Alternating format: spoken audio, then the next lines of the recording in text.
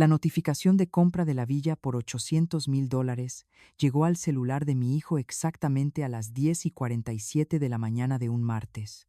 Para el mediodía, mi teléfono ya zumbaba sobre la encimera de mármol como un avispón enfurecido.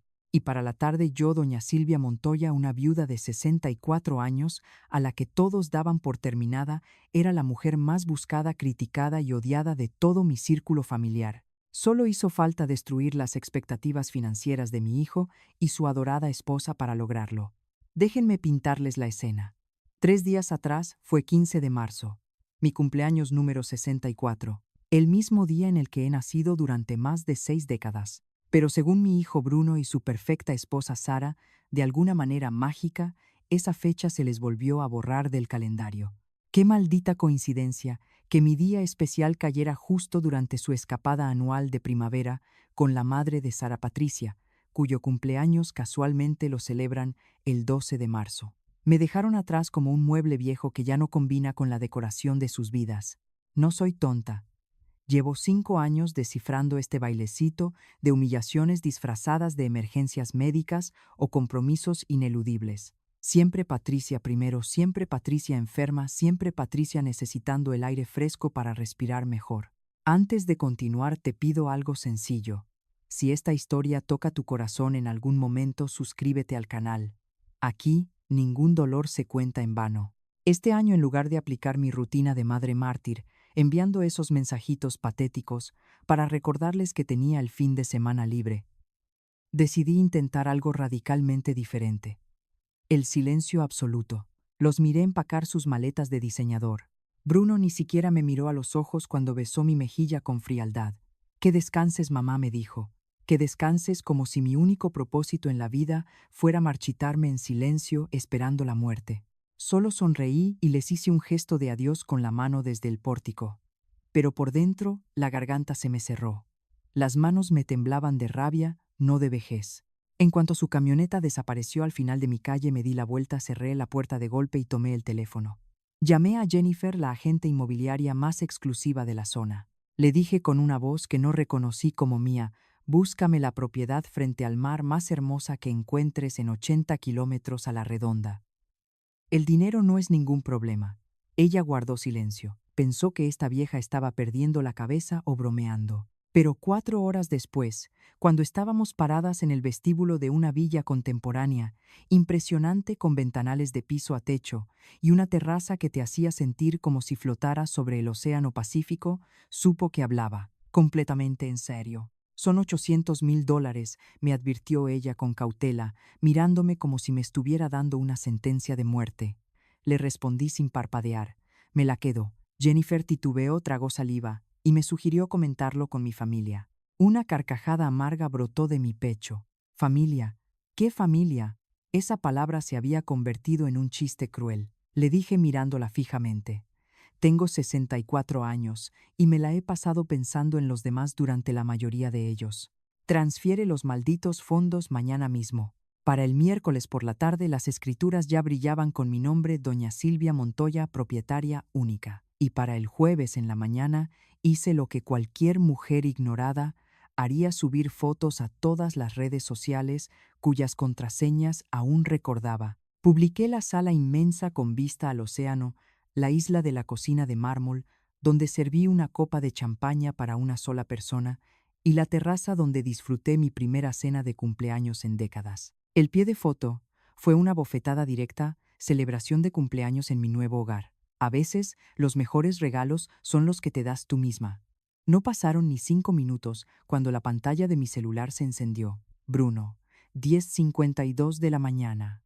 El perro guardián de mis finanzas acababa de recibir la alerta del banco. Verán, desde que mi esposo murió, Bruno se puso como cotitular para emergencias, una forma muy elegante de vigilar cada centavo que yo gastaba, asegurándose de que su frágil y viejita madre no tomara decisiones insensatas. ¡Qué hijo tan detallista y protector, verdad! Dejé que la llamada sonara hasta morir en el buzón. Luego llamó Sara. Luego la mismísima Patricia Warren, la consuegra perfecta. 12-12-12-18-12-35. El pánico del otro lado de la línea era un perfume embriagador. El mejor mensaje fue el de Sara: mamá Silvia, estamos muy preocupados. Esto no es propio de ti. Por favor, llámanos para saber que estás bien. Que no es propio de mí, pobre ilusa. Ustedes no tienen ni la menor idea de quién soy. Solo han tratado con la versión sumisa de mí la mujer que se doblaba hasta romperse la espalda para acomodar la conveniencia de todos. Pasé el resto de la tarde desempacando cajas antiguas, acariciando la vajilla de mi abuela y riendo a carcajadas cada vez que el teléfono vibraba. 23 llamadas perdidas para la hora de la cena. Estaban aterrorizados. No por mi salud mental, no. Estaban aterrorizados porque la cuenta bancaria que ellos creían controlar acababa de sufrir una hemorragia masiva. Lo que esa bola de buitres no sabía, lo que ninguno se dignó a preguntar en 5 años, fue el origen de ese dinero. La tía Elena, la solterona excéntrica de Monterrey, a la que Bruno y Sara ignoraron olímpicamente, había muerto en septiembre.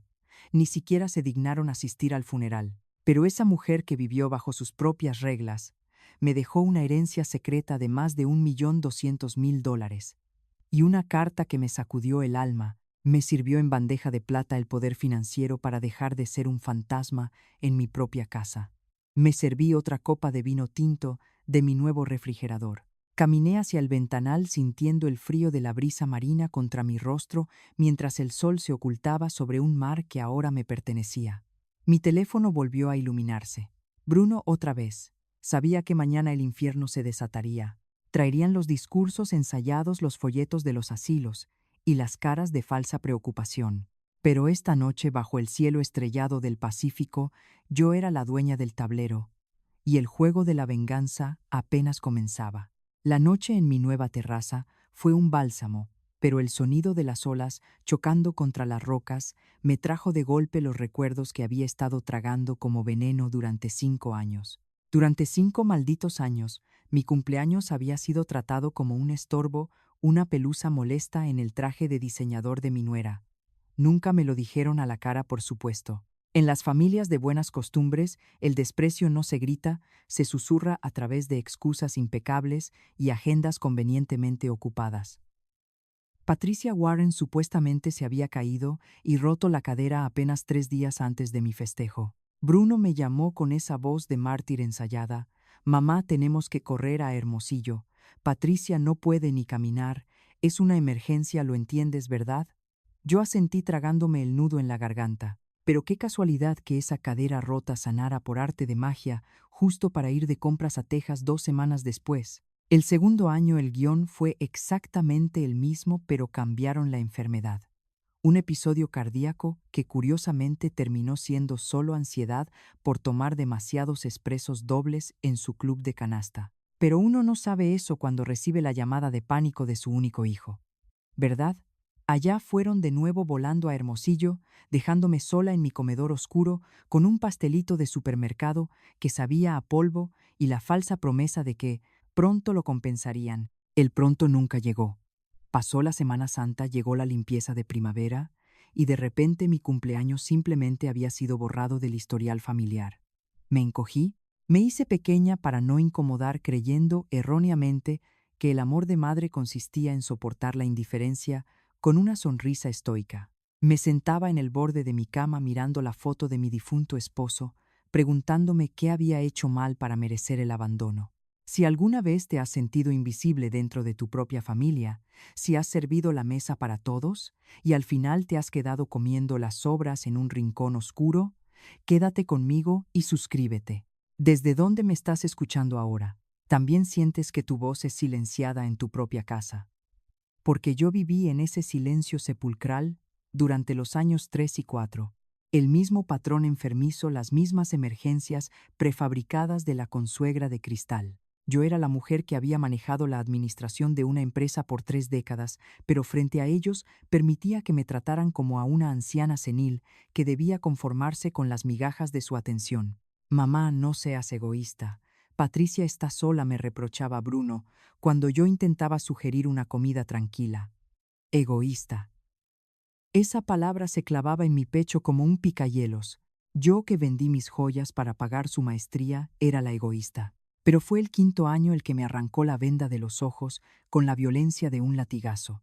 Fue el golpe de gracia la gota que derramó el vaso de mi infinita y estúpida paciencia. Era el 16 de marzo, el día después de mi cumpleaños ignorado. El día anterior, Bruno me había cancelado de nuevo con un mensaje de texto apurado. Patricia estaba postrada en cama con un vértigo terrible. No podía ni abrir los ojos sin marearse de forma severa. Yo había ido al supermercado del centro sintiendo lástima por mí misma, empujando el carrito entre los pasillos como un fantasma de luto. Al salir, la vi. Los vi. Estaban sentados en la exclusiva terraza del nuevo bistró francés de la avenida principal. Bruno Sara y la moribunda Patricia Warren. La mujer que supuestamente no podía levantarse de la cama por el vértigo, llevaba un sombrero de ala ancha, gafas oscuras de diseñador y levantaba una copa de champaña rosada riendo a carcajadas mientras mi hijo brindaba con ella. Me quedé paralizada detrás del volante de mi coche en el estacionamiento. Mis manos con las venas saltadas por los años de esfuerzo apretaban el cuero del volante con tanta fuerza que los nudillos se me pusieron blancos. El aire se escapó de mis pulmones. Un sudor frío me recorrió la espalda, erizándome la piel. Ahí estaba mi hijo el niño, al que le curaba las rodillas raspadas, celebrando a carcajadas a la madre de otra mujer, mientras la suya había pasado la noche anterior, mirando el teléfono en la oscuridad, rogando internamente por una llamada que nunca llegó. No fue una serie de coincidencias desafortunadas. No fue mala suerte. Fue una decisión calculada, fría y despiadada. Patricia Warren había decidido que la segunda semana de marzo le pertenecía a ella como un trofeo, y mi hijo, mi propia sangre, había decidido que mantener feliz a su esposa manipuladora era mucho más importante que evitar que su madre se sintiera como basura descartable. En ese instante, sentada en el auto, las lágrimas que nublaban mi vista se secaron de golpe. El dolor punzante en el pecho se transformó en algo mucho más peligroso, una claridad absoluta y glacial. Entendí que la lástima no me devolvería a mi hijo ni me devolvería el respeto. Ellos habían apostado a que yo seguiría siendo la viuda dócil y deprimida hasta el día de mi funeral. Por eso este año, cuando llegó marzo, y Sara empezó con sus indirectas cuidadosamente ensayadas sobre los achaques primaverales de Patricia, no dije nada. Dejé que cavaran su propia tumba de mentiras. Me tragué su despedida condescendiente y usé el dinero secreto de la tía Elena para comprar mi libertad con vista al mar. Desde la terraza de mi nueva villa miré mi celular. Bruno seguía marcando frenéticamente. Ya no era tristeza lo que sentía al ver su nombre parpadear en la pantalla, era anticipación. Sabía que las llamadas histéricas eran solo el preludio. La verdadera tormenta estaba en camino y Patricia y Sara vendrían armadas hasta los dientes con sus discursos pasivo-agresivos para intentar someterme de nuevo. Pero Silvia Montoya ya no habitaba en la sombra de nadie, y las serpientes estaban a punto de tragar su propio veneno. 23 llamadas perdidas. Ese era el número exacto que brillaba en la pantalla de mi celular mientras la brisa del Océano Pacífico acariciaba mi rostro en la terraza. Mi familia estaba en modo de crisis total, enviando mensajes cargados de pánico y reproches pasivo-agresivos. Creían que la vieja Silvia había perdido por fin la poca cordura que le quedaba y había gastado el dinero del seguro de vida de su difunto esposo en un arranque de senilidad. ¡Qué ilusos! Lo que esa bola de hipócritas no sabía, lo que ninguno se había molestado en indagar durante los últimos 5 años, era el origen de ese dinero. La clave de mi libertad tenía un nombre que ellos ni siquiera recordaban: la tía Elena. Elena era la hermana mayor de mi padre, una solterona empedernida que vivía tranquilamente en su casona de ladrillo en Monterrey. Una mujer valiente que eligió su carrera como vicepresidenta de una aseguradora por encima del matrimonio, cuando eso todavía era considerado un escándalo imperdonable. Bruno y su perfecta esposa Sara la habían visto exactamente 2 veces en todos sus años de casados. Para ellos la tía Elena era una sombra, una pariente de segunda categoría que no merecía ni una llamada.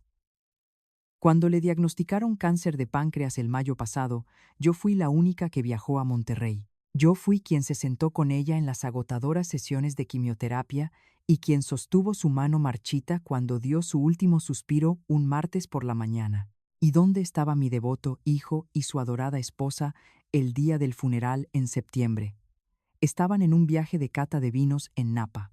Mandaron un triste arreglo floral barato porque sus paladares refinados eran demasiado importantes como para ser interrumpidos por la muerte de su propia sangre. El descaro de priorizar una copa de Cabernet sobre el dolor de su madre. Ese fue el día en que la devoción ciega que sentía por mi hijo comenzó a pudrirse por dentro. Después del servicio fúnebre, el abogado de Elena Marco Rivas me pidió que me quedara a solas en su oficina. Me entregó un sobresellado y me dijo que mi tía había dejado instrucciones muy específicas. Abrí la carta con las manos temblorosas. La caligrafía impecable de Elena saltó a la vista con palabras que me cortaron la respiración. Si estás leyendo esto, significa que ya me fui, y seguramente estás sentada en la oficina de Marco, tratando de no llorar frente a un desconocido. Detente. Viví exactamente la vida que quise. Las siguientes líneas cayeron sobre mí como una losa de concreto. Elena me dejaba todo: su casona en San Pedro Garza García, sus inversiones silenciosas, su colección de arte. Todo sumaba la abrumadora cantidad de $1.200.000 libres de impuestos. Pero el verdadero golpe al estómago no fue el dinero, sino la cruda verdad que Elena escupió en esa hoja de papel. Ese hijo tuyo te ama, pero ha sido programado por esa esposa suya y por su madre para verte como una carga que debe ser manejada, no como una mujer que merece respeto. La garganta se me cerró. Una carga. Yo. Las lágrimas de indignación mancharon la tinta. Elena tenía toda la razón. Le han hecho creer que eres frágil, que necesitas su protección, que no puedes ser confiada para tomar tus propias decisiones. Continuaba la carta. Un frío paralizante me subió por la espalda al leer la frase final: es una forma sutil de control y la he visto destruir a demasiadas mujeres de nuestra edad. Me quedé sentada en esa oficina de caoba durante una hora, sintiendo que me asfixiaba. Recordé cómo apenas enterrado mi esposo Bruno insistió en convertirse en cotitular de mi cuenta bancaria, supuestamente para ayudarme en emergencias. Recordé cómo me arrebató el control de mis inversiones argumentando con esa voz condescendiente que la planificación financiera era demasiado estresante para mí. Incluso tuvo el atrevimiento de cambiar mi plan de celular a uno básico, porque un teléfono inteligente era demasiado confuso para alguien de mi edad. Maldita sea. No era amor filial, era una jaula de oro. Me habían arrebatado la autonomía disfrazando su control de piedad, reduciéndome a una anciana incompetente que necesitaba supervisión hasta para respirar. Usa esta herencia para recordar quién eras antes de convertirte en la madre de alguien, la esposa de alguien, la responsabilidad de alguien, me había ordenado Elena desde el más allá. Y así lo hice. Guardé el secreto de mis millones durante 6 meses. Me convertí en una sombra observadora en mi propia familia, tragándome la bilis cada vez que Sara y Bruno intercambiaban esas sonrisitas de superioridad cuando yo expresaba una opinión. Aguanté en silencio la humillación de ver cómo moldeaban mi agenda a la conveniencia de los berrinches médicos de Patricia. Pero el silencio se había terminado. Esta noche, en mi villa de $800.000, yo era la reina absoluta de mi destino. Sabía perfectamente que con el amanecer Bruno y su séquito llegarían a mi puerta con sus falsas caras de angustia moral para intentar declararme incapaz. Estaba lista para hacer los pedazos. Sin embargo, lo que yo ignoraba mientras saboreaba mi vino era que la revelación más macabra aún estaba por golpearme en la cara. Al desempacar unas viejas cajas que traje a la villa, encontré unos papeles escondidos al fondo del viejo escritorio de mi esposo, una carpeta manila que llevaba el nombre de mi hijo, y lo que vi impreso en esos documentos bancarios manchados de polvo. Dios santo, eso me demostraría de una vez por todas que los monstruos más despiadados no se esconden debajo de la cama, sino que se sientan a tu mesa y te llaman mamá. El lunes por la mañana llegó la invasión que ya esperaba con la puntualidad de un reloj suizo y la sutileza de un mazo. Sara y su madre Patricia Warren se plantaron en el pórtico de mi nueva villa exactamente a las 8 en punto. Venían armadas con una gruesa carpeta y expresiones de profunda preocupación maternal, una máscara barata que apenas lograba ocultar la irritación que les carcomía las entrañas. Patricia entró primero barriendo mi espectacular vestíbulo de mármol, con una mirada afilada y resoplando con desdén. Buenos días para ti también, Patricia, le dije invitándolas a pasar a la cocina, como si estuviera recibiendo a la delegación oficial del Departamento de Malas Decisiones de Vida.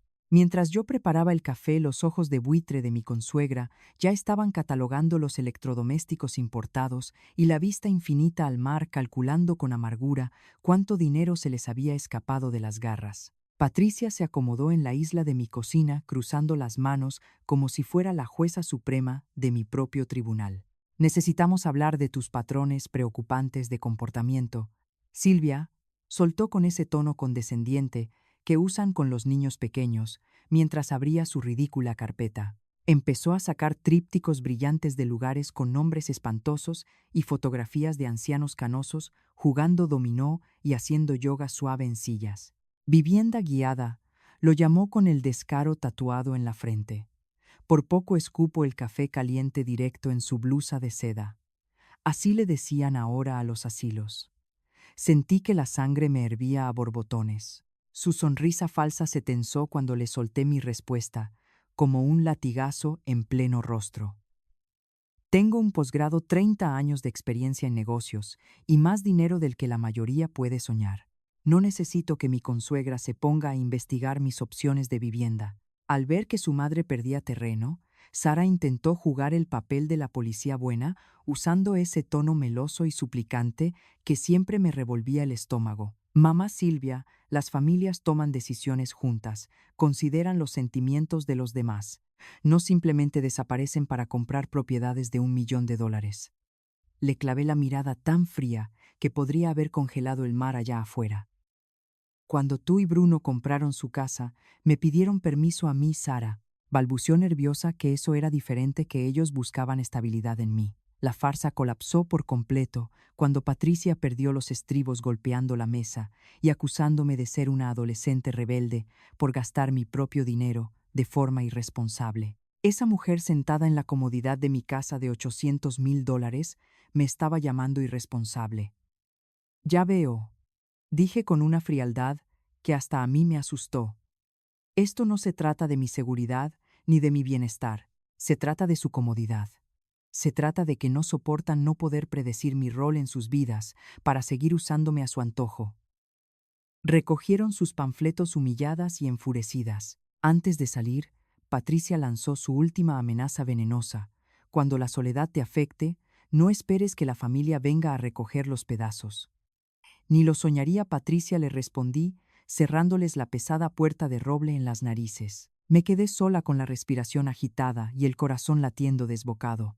La victoria sabía a gloria, pero había dejado una grieta helada en mi pecho. Semanas después de esa grotesca intervención, decidí que era hora de limpiar por completo las telarañas de mi pasado para abrazar esta nueva vida. Fui a una de las habitaciones de huéspedes y abrí el viejo escritorio de madera de mi difunto esposo, lista para tirar garantías de electrodomésticos que ya ni existían y papeles inútiles que había estado evitando enfrentar durante 3 largos años.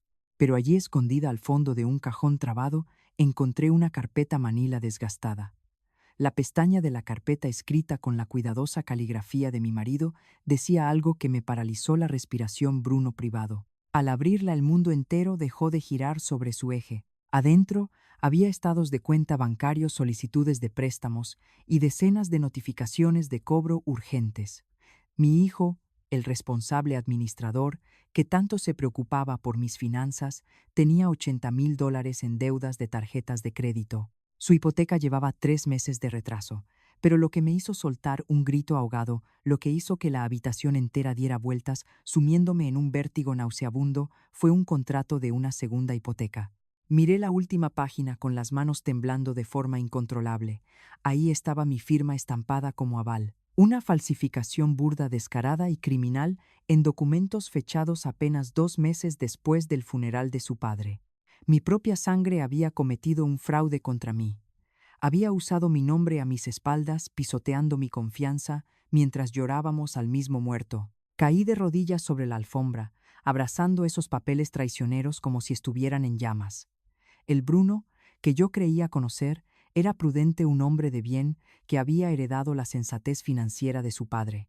El Bruno de estos papeles era un delincuente desesperado, un extraño dispuesto a arruinar a su propia madre. Pero entonces, con la visión nublada por las lágrimas y el dolor punzando mis sienes, empecé a revisar detalladamente las fechas de los documentos. Un escalofrío sepulcral oscuro y revelador me recorrió la espina dorsal. Cada solicitud de crédito, cada retiro masivo, cada desastre financiero de mi hijo coincidía milimétricamente con una de las famosas emergencias médicas de Patricia Warren. Cada vez que la consuegra cancelaba un cumpleaños por sentirse mal, Bruno se endeudaba por miles de dólares. Agarré mi celular del suelo y llamé a Marco Rivas, el abogado de mi tía Elena. Marco, necesito que hagas una revisión de crédito a mi nombre. Ahora mismo, le exigí con la voz rota, ahogada en pánico y furia. Creo que alguien ha estado usando mi identidad para solicitar préstamos. La pieza final del rompecabezas había caído en su lugar. Mi hijo no solo era un traidor, era la marioneta de una mente brillante y perversa. 3 horas.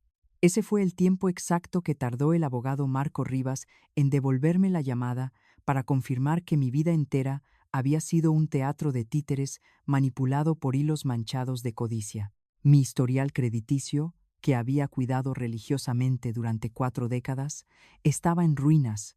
Bruno no solo había falsificado mi firma para la segunda hipoteca, sino que había tramitado 2 tarjetas de crédito a mi nombre y un préstamo personal usando mi número de seguro social. Estaba sentada en el piso de la habitación de huéspedes rodeada de esos papeles condenatorios, sintiendo que el aire se me escapaba de los pulmones. Mi propio hijo, la sangre de mi sangre, me había apuñalado por la espalda para complacer a su suegra. Pero en medio de ese dolor asfixiante, una rabia volcánica comenzó a burbujear en mi estómago. Bruno era un cobarde y un delincuente, sí, pero solo era el títere de una maestra titiritera mucho más oscura. Justo cuando estaba recogiendo la evidencia, el timbre de mi villa sonó con una insistencia enfermiza. A través de la ventana vi el brillante BMW plateado de mi adorada nuera estacionado en la entrada. Sara estaba en mi pórtico con esa cara de mosca muerta perfectamente ensayada y sosteniendo una estúpida bolsita de regalo. Le abrí la pesada puerta de roble y me entregó una bola de nieve con una posada de Hermosillo. Mamá Silvia, una ofrenda de paz, me dijo con una sonrisa que no le llegaba a los ojos. Patricia me pidió que te lo diera, siente mucho remordimiento por cómo terminaron las cosas. ¡Qué mujer tan considerada! La invité a pasar a la sala pidiéndole que se sentara en el sofá nuevo que ella misma había criticado días atrás. ¿Quieres café?, Sara le ofrecí con una calma gélida que me sorprendió hasta a mí. Ella se frotó las manos sudorosas lista para salir corriendo ante el primer grito. Pero yo no iba a gritar, iba a despellejarla viva con preguntas. Es solo que Bruno ha estado muy estresado últimamente, balbuceó Sara intentando justificar los arranques de su esposo. Cosas del trabajo, presiones normales. Ya sabes cómo es con el dinero. Ay, claro que lo sabía. La miré fijamente como un depredador acechando a su presa. Y le lancé la primera estocada. Sara, ¿desde cuándo sabes sobre los problemas financieros de Bruno? Las deudas de tarjeta, los atrasos en la hipoteca, los préstamos a mí, nombra. El color desapareció de su rostro bronceado en un segundo. Tartamudeó que no sabía de qué le hablaba, pero sus ojos desorbitados la traicionaron. Terminó confesando que Bruno le había dado dinero a Patricia para unos supuestos tratamientos experimentales en Monterrey que su seguro no cubría, y fue ahí cuando el teatrito se le cayó a pedazos. Sara afirmó que esos tratamientos darían rendimientos como si fueran una inversión. ¿Rendimientos de una enfermedad terminal? ¡Qué asquerosidad! La máscara de la nuera devota se estaba desmoronando frente a mí. La máscara empieza a caer. Da like si quieres ver que se haga justicia en esta historia, porque te pregunto, ¿alguna vez tuviste que investigar a alguien que amabas para descubrir la verdad que te ocultaban? Yo estaba a punto de desenterrar un cementerio de mentiras. Sara salió huyendo de mi casa con una excusa barata, pálida, como un fantasma, sintiendo que la soga comenzaba a apretarle el cuello. En cuanto escuché el motor de su coche alejarse, llamé de nuevo a Marco Rivas. Mi voz era una navaja afilada. Marco, necesito que investigues a fondo a Patricia Warren. Quiero saber cada maldito detalle de su historial financiero, sus conexiones familiares y cualquier problema legal en su pasado. Estoy segura de que esta mujer ha estado operando un fraude de largo plazo contra mi familia. La espera me carcomió los nervios, pero la respuesta llegó un par de horas después y me revolvió el estómago hasta darme náuseas. Patricia Warren no era la dulce viuda de sociedad que decía ser. Era una estafadora profesional con un historial criminal que abarcaba 3 estados y 2 décadas enteras. La han arrestado 2 veces, me informó Marco, con un tono sombrío, a través del auricular. Una vez en Yucatán en 2018 por fraude a personas mayores y otra en Chihuahua en 2015 por fraude de seguros.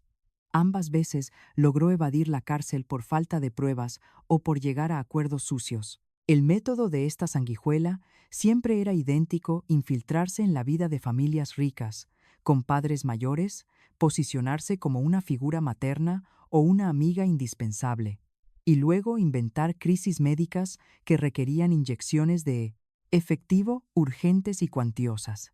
Estaba paralizada.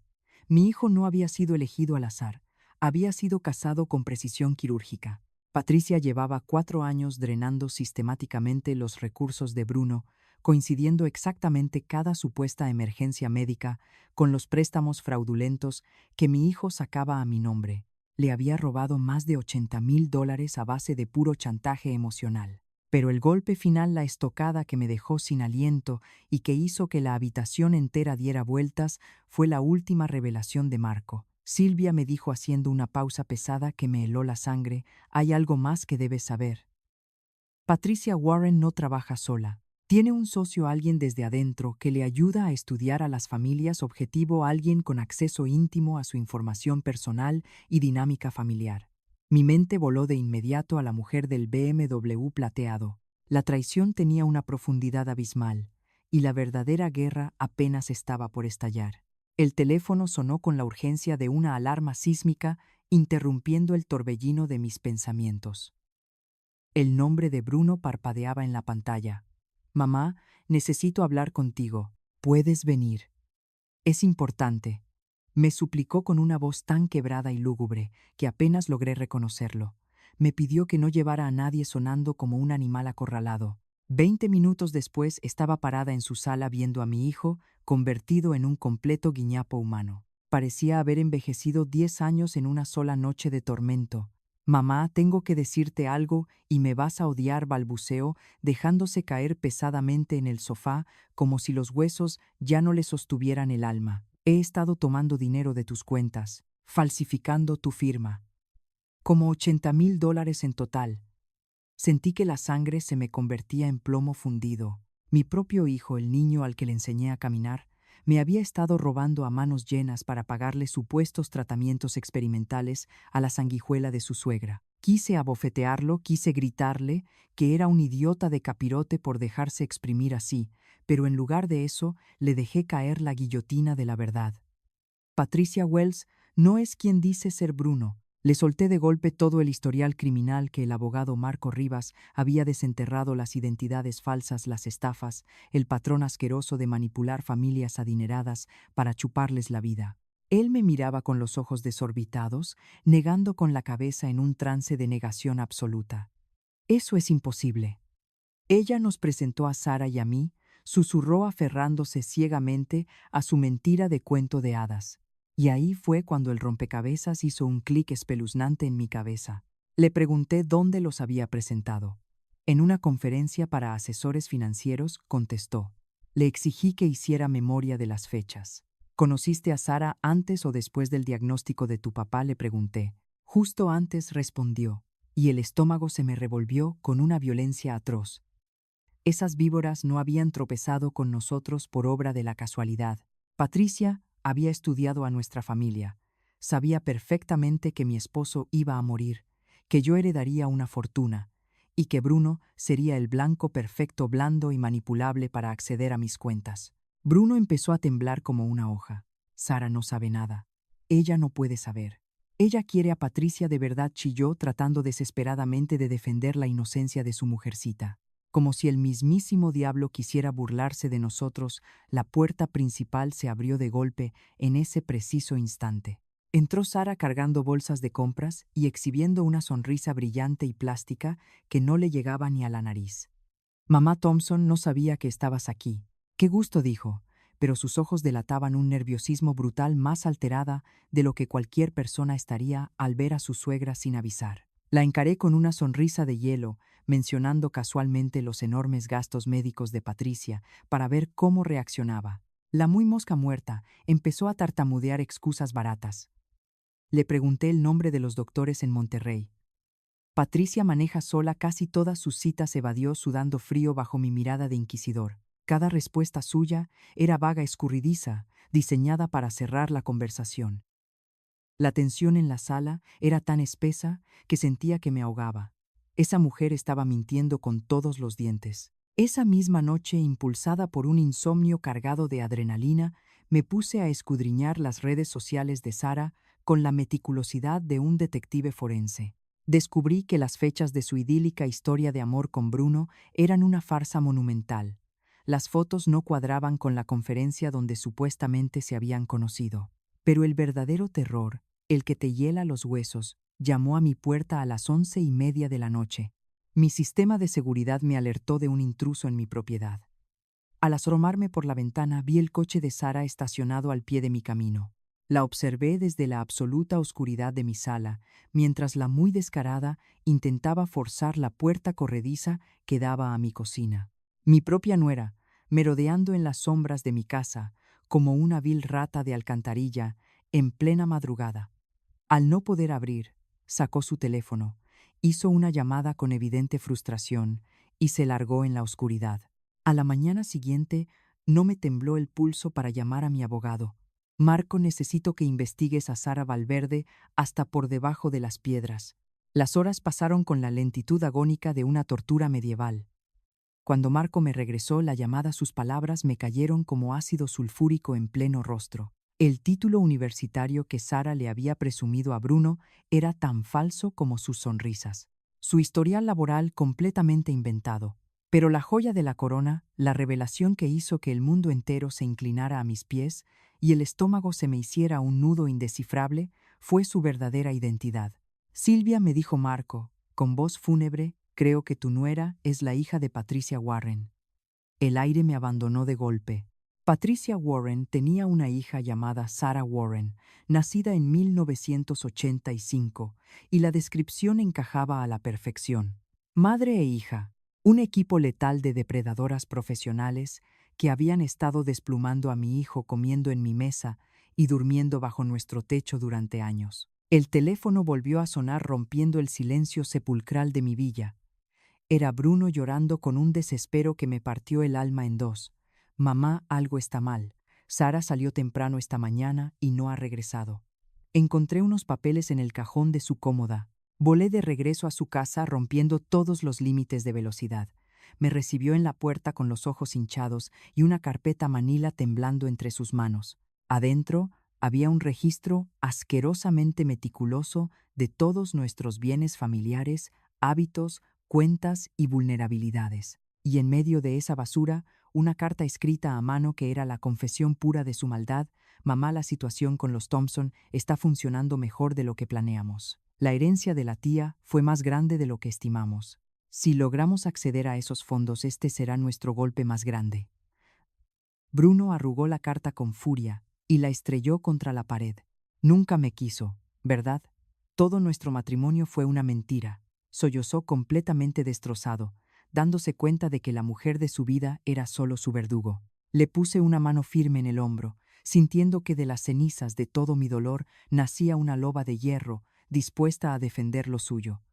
Ahora peleamos, le dije, apretando los dientes con una furia implacable. A la mañana siguiente, el aire en la casa de Bruno era tan denso que casi se podía cortar con un cuchillo. No perdimos ni un segundo más, llorando sobre la leche derramada. Levanté el teléfono y llamé a la detective Lisa Rodríguez de la Unidad de Delitos Financieros. En menos de 2 horas la investigadora estaba sentada en mi sala, revisando la montaña de porquería que Sara y Patricia habían dejado atrás. Mientras leía los documentos, la detective chasqueó la lengua y nos confirmó lo que ya temíamos: estas víboras eran profesionales. El nivel de planificación y documentación sugería que llevaban años saltando de estado en estado, exprimiendo familias adineradas hasta dejarlas secas. Bruno estaba hundido en el sofá con la mirada perdida, procesando el hecho de que la mujer con la que dormía cada noche era en realidad un parásito que solo esperaba el momento exacto para darle el golpe final. No podíamos quedarnos de brazos cruzados, así que arrastré a mi hijo al banco para congelar absolutamente todas las cuentas y revertir cualquier transacción fraudulenta. El gerente nos recibió con cara de funeral. Nos explicó que recuperar el dinero sería un calvario porque Bruno, cegado por el chantaje emocional, había firmado varias autorizaciones. Pero justo cuando creía que la humillación no podía ser peor, el gerente soltó una bomba que me heló la sangre en las venas. Con voz temblorosa, nos reveló que apenas el día anterior alguien había intentado transferir $500,000 de mi cuenta de inversión hacia un banco extranjero usando un poder notarial falsificado. $500,000. Si los sistemas de seguridad no hubieran bloqueado esa transacción, me habrían dejado en la calle. La detective Rodríguez, que nos había acompañado, fue tajante. Se habían dado cuenta de que las descubrimos y estaban acelerando su plan de fuga para desaparecer como las ratas que eran. Regresé a mi villa al atardecer sintiendo que el cansancio me aplastaba los huesos. El sonido de las olas contra la terraza que antes me daba tanta paz ahora me parecía el preludio de una tormenta devastadora. Me serví una copa de vino intentando asimilar que mi vida perfecta había sido una escenografía de cartón pintado. De repente la pantalla de mi celular se iluminó en la penumbra. Era un número desconocido. Al contestar una voz suave, cínica y repugnantemente conversacional, me saludó. Hola, Silvia. Era Patricia Warren. No sonaba asustada ni acorralada, sonaba como una mujer de negocios a punto de cerrar un trato. Se atrevió a felicitarme diciéndome con descaro que la mayoría de las familias a las que desplumaban nunca se daban cuenta hasta que ya estaban en la ruina absoluta. La bilis me subió por la garganta al escuchar su tono arrogante, tratando la destrucción de mi familia como un simple trofeo en su asquerosa vitrina de crímenes. Le exigí que se dejara de rodeos, pero la muy descarada me advirtió que yo le había creado un problema enorme con la policía y las cuentas congeladas. Tú y yo necesitamos tener una conversación, siseó con la frialdad de un reptil. Fue entonces cuando soltó su verdadera carta de triunfo, el veneno más letal que tenía escondido. Me dijo que sabía cosas de mi familia, secretos oscuros que serían una vergüenza pública si salieran a la luz. Y antes de que pudiera mandarla al diablo, pronunció el nombre de mi difunto esposo. Me preguntó con una burla venenosa si nunca me había cuestionado de dónde venía tanta riqueza. Mi marido, el hombre intachable que yo había amado y respetado, no era más que un evasor fiscal que había utilizado empresas fantasma para esconder ingresos millonarios durante 15 largos años. La habitación empezó a dar vueltas. El hombre con el que compartí mi vida me había dejado sentada sobre una bomba de tiempo. Patricia no se detuvo ahí. Su exigencia fue clara y brutal. Quería que detuviera la investigación, que liberara las cuentas congeladas, y como cereza del pastel, exigía un cheque de caja por $300,000 a cambio de su silencio. Si me negaba, enviaría toda la documentación al fisco y a la prensa local, destruyendo el patrimonio y el buen nombre de los Montoya. Pero el verdadero golpe bajo el que me dejó sin respiración fue su amenaza contra Bruno. Juró que si yo abría la boca, usaría los poderes notariales y los documentos fiscales que mi hijo había firmado ciegamente para implicarlo como cómplice, enviándolo directo a una prisión federal. Esa maldita sanguijuela tenía a mi hijo agarrado por el cuello y me estaba obligando a elegir entre mi dignidad y la libertad de mi propia sangre. Tienes 24 horas, Silvia, sentenció Patricia, antes de colgar, dejándome atrapada en el silencio sepulcral de la sala. Me quedé sentada en la oscuridad con el celular apretado en la mano hasta que los nudillos se me pusieron blancos. La vieja Silvia, la viuda sumisa y aterrada por el qué dirán, habría corrido a pagar el chantaje sin pensarlo dos veces para mantener intacta la sagrada fachada familiar. Habría vendido su alma con tal de no ver el nombre de su esposo arrastrado por el lodo y a su hijo tras las rejas. Pero mientras miraba el reflejo de mi rostro endurecido en el inmenso ventanal, supe que esa mujer había muerto el día que compró esta villa. Sentí una furia incandescente quemándome las entrañas. No iba a permitir que un par de estafadoras de quinta me pusieran de rodillas en mi propia casa. Patricia Warren había cometido el peor error de su miserable existencia al subestimar de qué estaba hecha una madre dispuesta a defender su verdad. Me quedé en la oscuridad de mi sala con el teléfono aún tibio en la mano, sintiendo que el fantasma de mi difunto esposo acababa de escupirme en la cara. 15 años de mentiras. 15 largos años durmiendo junto a un evasor fiscal que lavaba su culpa con regalos caros y una fachada intachable ante la sociedad de Jalisco. La vieja Silvia, la esposa abnegada que cuidaba las apariencias como si fueran de cristal, habría entrado en pánico. Habría corrido a vaciar sus cuentas para pagarle a esa sanguijuela de Patricia Warren, aterrorizada por el temido «¿Qué dirán que tanto gobierna en estas tierras?». Pero yo ya no era esa mujer cobarde. Mientras el sonido de las olas rompía contra los ventanales de mi villa, una carcajada seca y puramente amarga brotó de mi garganta. ¡Qué ironía tan asquerosa! El hombre perfecto me había dejado sentada sobre una bomba de tiempo, y su hijita política, una estafadora de quinta, pretendía usarla para tenerme de rodillas. Pagar por mi dignidad ni madre.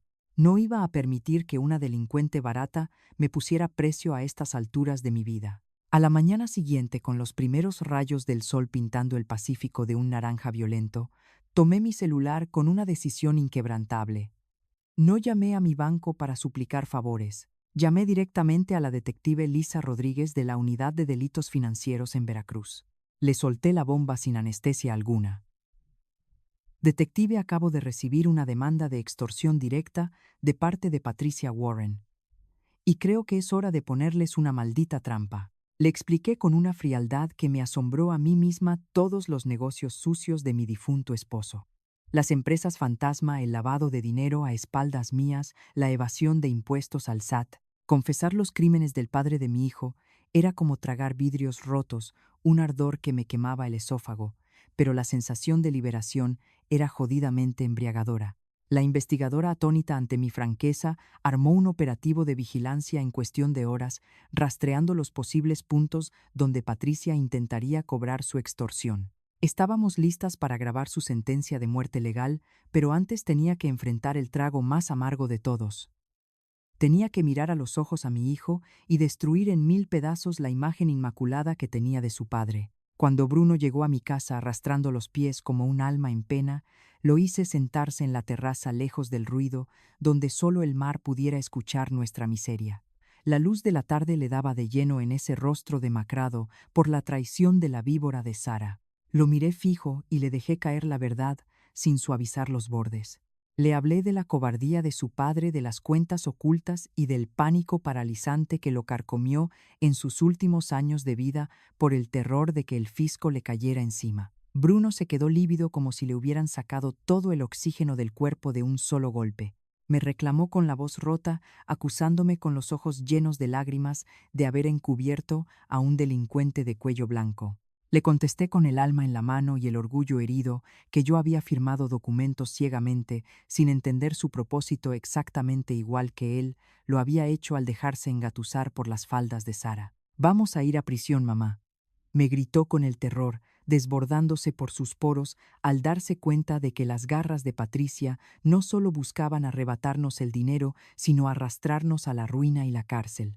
Ver a mi muchacho temblar de pánico me partió el corazón, pero endurecí el semblante para no flaquear. «No lo sé, Bruno», le respondí con una dureza implacable que no admitía réplicas, «pero no voy a pagar ni un centavo partido por la mitad de extorsión para averiguarlo. El miedo es el arma favorita de los mediocres y los tiranos, y nosotros ya habíamos vivido demasiado tiempo doblegados bajo el yugo de los secretos». Le dejé muy claro que enfrentaríamos a la justicia de frente con la cabeza alta y sin escondernos. Si el SAT nos imponía multas millonarias, las pagaríamos hasta el último centavo. Si nos tocaba enfrentar cargos criminales por las porquerías y los atajos de su padre, lo haríamos juntos de pie. Pero pagarle a esa rata de alcantarilla para mantener una ilusión de familia perfecta era un acto de sumisión asquerosa que me rehusaba a cometer. Él bajó la mirada tragándose las lágrimas de impotencia, sabiendo muy en el fondo que yo tenía la razón. Prefería perder la mitad de mi herencia o la herencia entera si era necesario antes que ser la marioneta de una estafadora que nos había tratado como a su cajero automático personal. Esa misma noche, el teléfono sonó con la precisión exacta de un verdugo. Era la hora acordada para el intercambio. La detective Rodríguez estaba en la habitación contigua conteniendo la respiración con sus equipos de grabación encendidos capturando hasta el último suspiro. Al descolgar la voz de Patricia, resumaba una arrogancia nauseabunda, totalmente convencida de que yo estaba acorralada y muerta de miedo. ¿Ya tomaste tu decisión, Silvia?, me preguntó con esa maldita suavidad venenosa que me daba escalofríos. Respiré hondo saboreando la venganza que estaba a punto de servirle en bandeja de plata. Sí, la respuesta es un rotundo no. Hubo un silencio sepulcral espeso y cargado de rabia al otro lado de la línea. Desesperada se atrevió a amenazarme otra vez, escupiendo que destaparía la cloaca fiscal de mi esposo, que destruiría nuestra preciada reputación frente a toda la alta sociedad, y que enviaría a mi amado hijo a pudrirse en una celda. Dejé que ladrara, que descargara toda su rabia al comprobar que su presa ya no se doblegaba ante sus amenazas baratas. «Hazlo», le contesté, y mi voz sonó más firme que el acero templado. «Divulga lo que se te pegue la gana. Porque ya me cansé de tener miedo, Patricia». Le advertí que estaba asqueada de ser manipulada por parásitos que se alimentaban de la culpa ajena. Si mi esposo había violado la ley, yo asumiría las consecuencias legales, pero no le iba a dar ni un peso para seguir engordando su farsa. Se puso histérica, me llamó loca de atar y me dijo que estaba cometiendo el peor error de toda mi vida. Solté una carcajada triunfal que debió perforarle el tímpano. Le dejé muy claro su fatal error de cálculo. Asumiste que yo valoraba más proteger el qué dirán que mi propia dignidad. Te equivocaste de mujer. Y con un movimiento firme y seco, colgué el teléfono sellando su destino y el mío dispuesta a ver mi propio mundo arder, con tal de resurgir invencible de las cenizas. El reloj no perdonó, y Patricia Warren, esa víbora de cascabel disfrazada, de dama de sociedad, cumplió su amenaza con la precisión de un sicario. En cuestión de horas, un paquete anónimo atiborrado de documentos fiscales, registros de empresas fantasma y cuentas en paraísos fiscales aterrizó en las oficinas del Servicio de Administración Tributaria y en la redacción del periódico, local más chismoso de todo Jalisco. El escándalo estalló como una bomba molotov en medio de nuestro círculo social. De la noche a la mañana, el apellido Montoya, ese que mi difunto marido había pulido con donaciones caritativas y cenas de gala, se arrastraba por el fango de la opinión pública. Las señoras del club de canasta que antes me saludaban con besos al aire, ahora cruzaban la calle al verme. Y confieso que por un instante fugaz, el pánico me apretó la garganta hasta casi asfixiarme. Había cometido el error de mi vida al provocar a esa bestia, pero cuando me miré al espejo con las ojeras marcadas y el alma en carne viva, supe que prefería ser la viuda de un delincuente de cuello blanco que la esclava sumisa de una estafadora barata. Que ardiera Troya si era necesario, pero yo no me iba a quemar con ellos en la misma hoguera. Las semanas que siguieron fueron un desfile nauseabundo de abogados de saco caro, contadores sudorosos y especialistas fiscales que nos hablaban en un idioma incomprensible. El daño fue un golpe directo y brutal a la yugular de mi patrimonio. Tuve que desembolsar la maldita cantidad de $220,000 para pagar los impuestos atrasados y las multas estratosféricas que el SAT nos clavó sin la más mínima piedad. $220,000 tirados a la basura por culpa de los delirios de grandeza de un hombre que ya estaba pudriéndose bajo tierra. «Qué hermoso legado me dejaste, mi amor», pensaba con un sarcasmo que me envenenaba la lengua cada vez que firmaba un cheque de la tesorería. Pero el verdadero terror, el que me quitaba el sueño y me hacía vomitar de madrugada, era la situación legal de mi hijo. Bruno estaba con un pie en la cárcel. La fiscalía amenazaba con imputarle cargos criminales gravísimos por haber firmado documentos ligados a las tranzas de su padre. Verlo sentado en el despacho del abogado temblando como un niño asustado mientras juraba por su vida que no sabía lo que estaba firmando, me partía el alma en 1000 pedazos. «Me usaron, mamá, me usaron todos», me dijo una tarde llorando a moco tendido, destrozado por la culpa y la ignorancia. Afortunadamente, nuestro equipo legal estaba convencido de que su total falta de conocimiento lo protegería salvándolo de las rejas por 1 milímetro. Justo cuando creía que la tormenta nos había dejado sin techo 3 meses después de haber desatado el infierno, mi celular vibró con un número conocido. Era la detective Lisa Rodríguez, y el tono de su voz era la melodía más dulce que había escuchado en mi vida. Las encontramos Silvia, las agarramos en Guadalajara, me soltó de golpe. El corazón me dio un vuelco tan violento que tuve que agarrarme de la encimera de la cocina para no caer de rodillas. Esas dos sanguijuelas, Patricia y su digna hijita Sara, no estaban escondidas en Hermosillo llorando sus penas. Estaban hospedadas en una zona exclusiva de la capital tapatía, aplicando exactamente el mismo asqueroso teatrito a otra familia de dinero. Ya se habían infiltrado, ya estaban cobrando supuestos tratamientos médicos. Saber que la Fiscalía del Estado les pateó la puerta justo cuando estaban a punto de dar su siguiente gran golpe, y las detuvo, me llenó el pecho de una satisfacción oscura y deliciosa. El karma no solo existe, sino que a veces usa uniforme y trae órdenes de aprehensión. La justicia no tuvo piedad con ese par de rateras.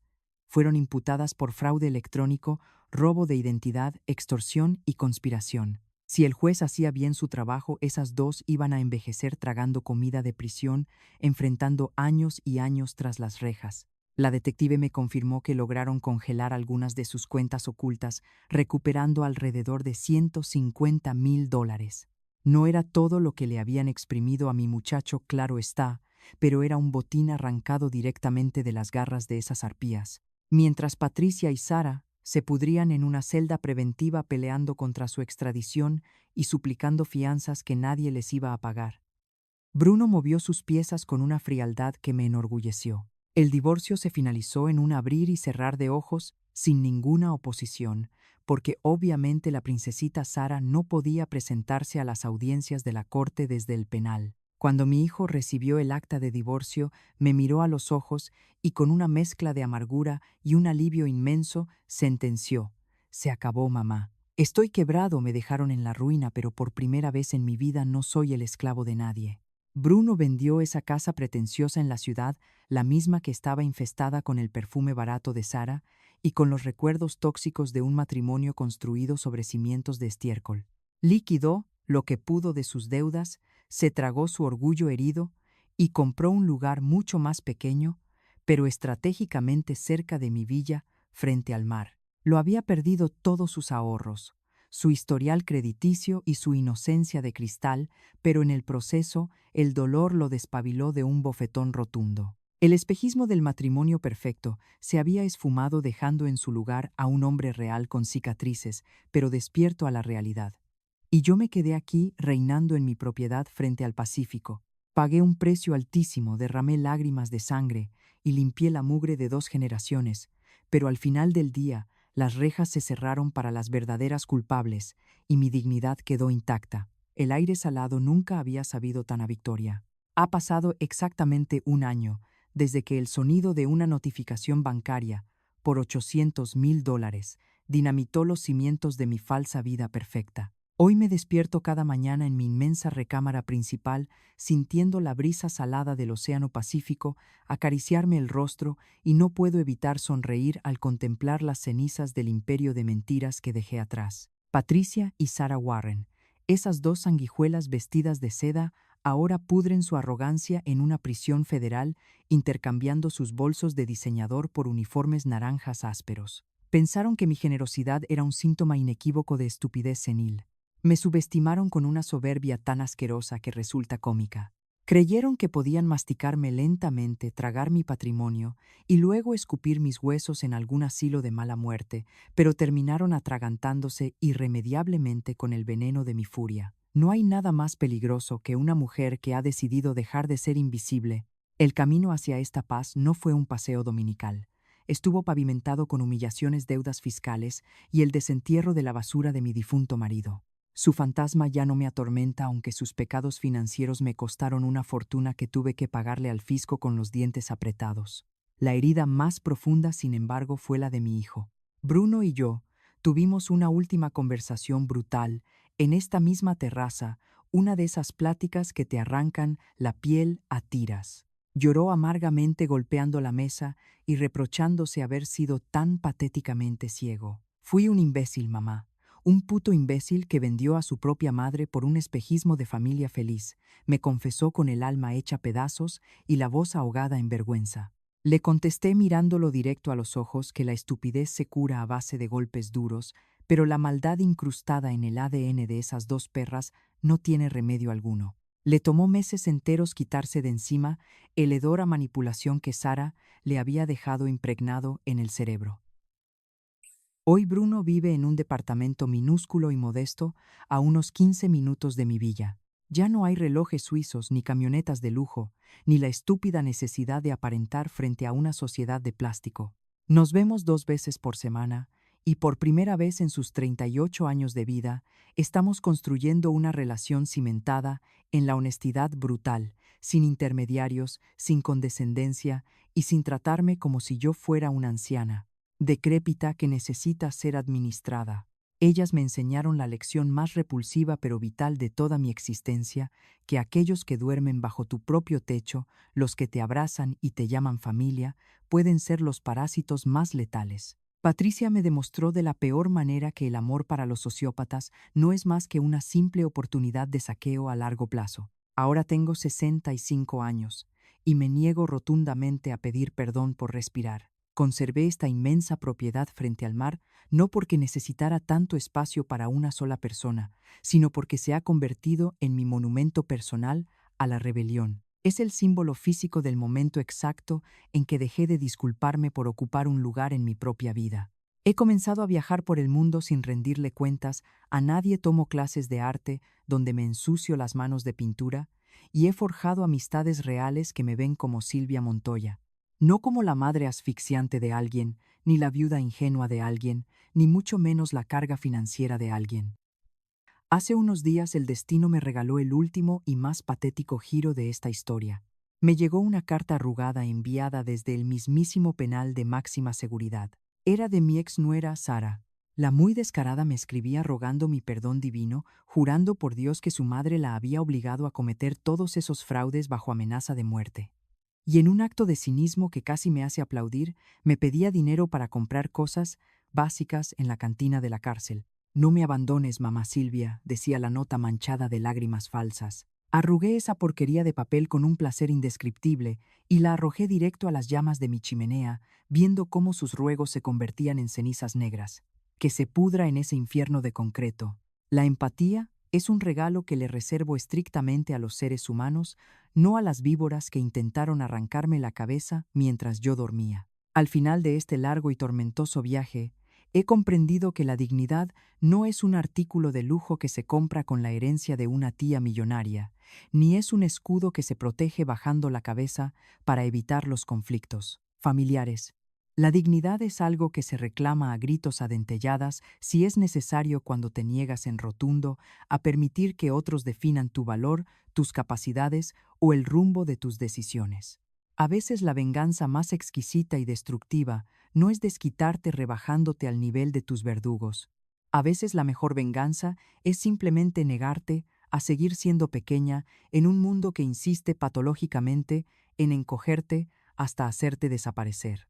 Si esta historia te hizo reflexionar, si alguna vez te cortaron las alas en tu propia casa o te hicieron dudar de tu propia cordura, comparte tu testimonio en los comentarios. El atardecer siempre trae una paz inmensa después de la tormenta, y me encantaría leer qué palabra define este viaje para ti.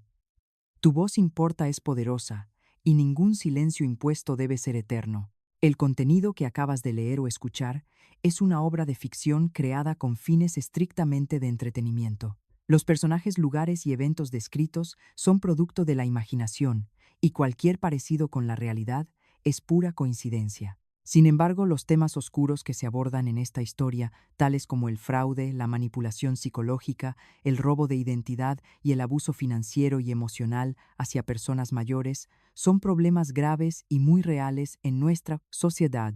Si tú o alguien que conoces se encuentra atravesando por una situación de abuso, extorsión, manipulación o violencia intrafamiliar, recuerda que no estás solo. Te instamos a romper el silencio y buscar ayuda profesional de manera inmediata.